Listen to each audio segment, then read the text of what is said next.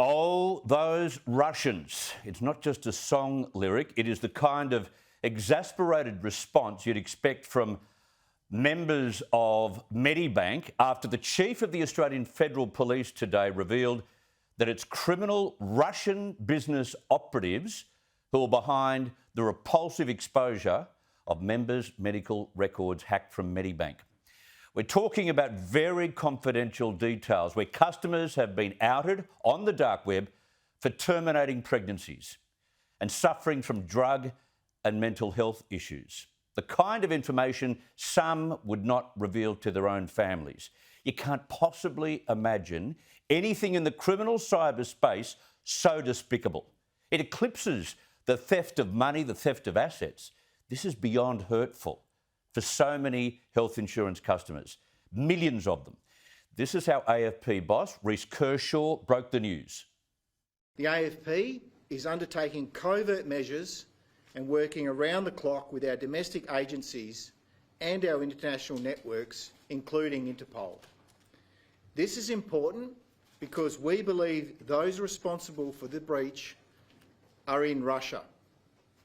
Our intelligence points to a group of loosely affiliated cyber criminals who are likely responsible for past significant breaches in countries across the world.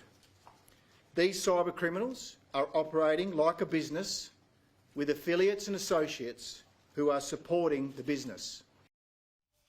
Known culprits, known name, but of course they won't tell us. In fact, the AFP believes that while the central criminal activity is centred inside Russia, and they say they know the group behind the hacking and ransom attempt, they're also receiving criminal assistance from affiliates in other countries of the world. As I say, they won't name the individuals for operational purposes, but have called on the likes of Medibank to refrain from paying ransoms. Cybercrime is the break and enter of the 21st century, and personal information is being used as currency. Finally, I want to reiterate the Australian government policy does not condone paying ransoms to cyber criminals. And that is so important. One of the prime reasons for Australian companies and agencies, government agencies, becoming increasingly prime targets of cyber hacking is because 1 in 5 Australian businesses have been paying these ransoms. They're forking out. This year's Thales Data Threat Report claims that 19% have paid up this year alone. 19%, which only encourages more of these cyber criminals to turn their attentions to Australia and run amok. Message to all Australian chief executives tonight: don't pay the ransom. Don't get sucked in, because not only can you never, ever, ever trust a crook, think Vladimir Putin, you'll only contribute to other innocent companies and their customers being exposed. And this is hurting millions of people. As for the government, we've heard this week that Australia is 5 years behind where we should be in terms of cybersecurity. 5 years. Now, naturally, the Labor government is blaming the previous government for that, and that might be in part true. But instead of merely taking pot shots at the Morrison government when asked about this and showing sympathy ad nauseum, how about coming up with a plan of attack here? This was all we got from Albo today.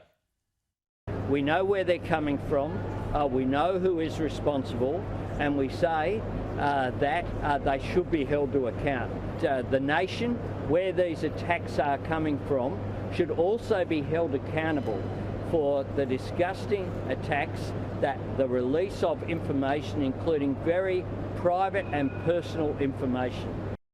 So the AFP goes to Russia to try and seek some justice here. Brought to account in Russia as if, Albo. Instead of having task forces for the voice, instead of having IR debates in both houses of Parliament at the moment, how about we start prioritising what's really hurting Australians? Cost of living, of course, although we've got zero from government on that so far, and this new wave of cybercrime. Now, NAB said today there's been a 26% increase in hacking in our region. 26% this year. So where's the task force for this? Are we still going to leave the job of policing cybercrime with the AFP? Like if the banks, and I'm talking NAB, if they can have specialised IT investigative units dealing with this, and they do, NAB has a squad of 400 on the job every day, so should government.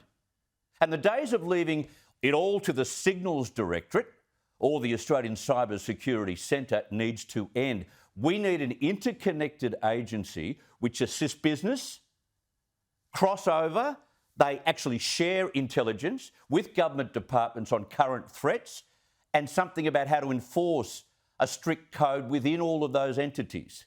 You can't set and forget this stuff. Individuals, executives, public servants, they all need to be super vigilant because the stakes are huge and the criminals just keep getting better. And again, don't dare pay the ransom. The repercussions are enormous.